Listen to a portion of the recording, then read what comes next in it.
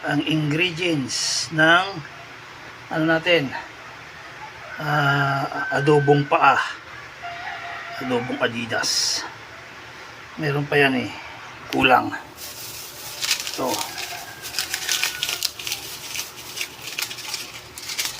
magic, baka naman. Tapos wala pa yung daon ng laurel.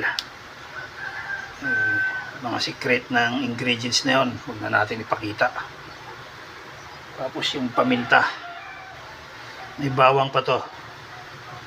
So mahuli na yung bawang.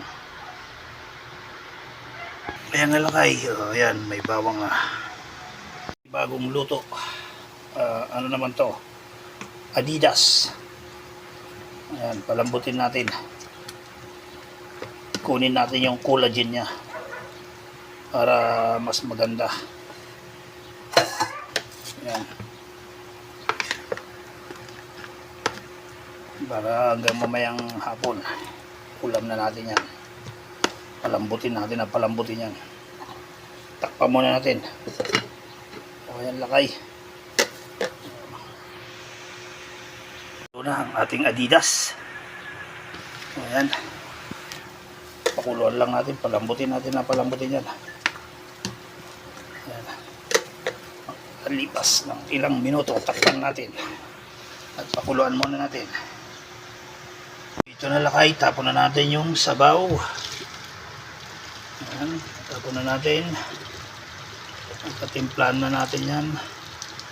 Ayan na lakay, diretso na natin para mabilis, tanghali na.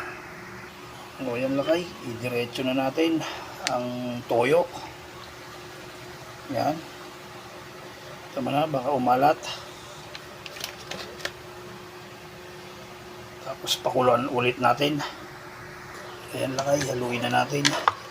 Tapos ito na ang pinaka ano nya, hanggang sa matuyuan na to. Yan, tapos mamaya lagyan natin ng suka. Yan, takpan natin. Makalipas ng ilang minuto, takpan natin. Ayan, hintayin natin kumulo hanggang sa lumambot na yan. O yan lakay, napakuluan naman natin yan. So ito na yung final, hanggang sa lumit na yung sabaw na yan. O yan, takpan natin.